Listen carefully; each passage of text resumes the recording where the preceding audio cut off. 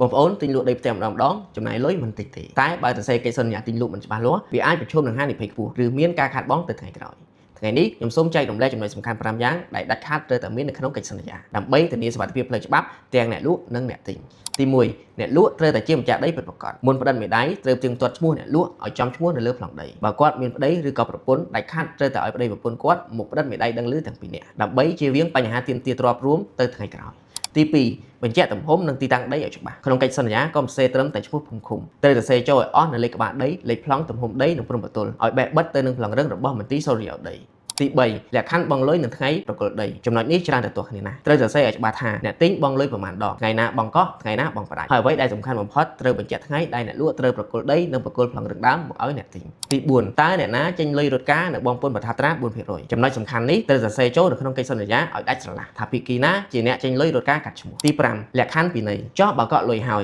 អ្នកលក់ដូរចិត្តមិនលក់វិញហើយបើកាត់ឈ្មោះរួចអ្នកទិញពន្យាពេលឬបង់លែងរួចយើងត្រូវមានខុសសន្យាពិន័យឲ្យច្បាស់ឧទាហរណ៍បើអ្នកលក់ខុសសន្យាត្រូវសងប្រាក់កក់ទ្វេដងបើអ្នកទិញខុសសន្យាត្រូវរឹបអូសប្រាក់កក់ជាដើមបងប្អូនត្រូវចាំថាកិច្ចសន្យាដែលល្អគឺធ្វើឡើងដើម្បីភាពច្បាស់លាស់និងការពារផលប្រយោជន៍ទាំងសងខាងដើម្បីធានាសុវត្ថិភាពបន្ថែមកិច្ចសន្យានេះគួរតែមានការដឹងឮពីអាជ្ញាធរមូលដ្ឋានឬអ្នកជំនាញផ្នែកច្បាប់បើបងប្អូនយល់ថាវីដេអូនេះមានប្រយោជន៍សូមជួយចែករំលែកបន្តផងណាសូមអរគុណ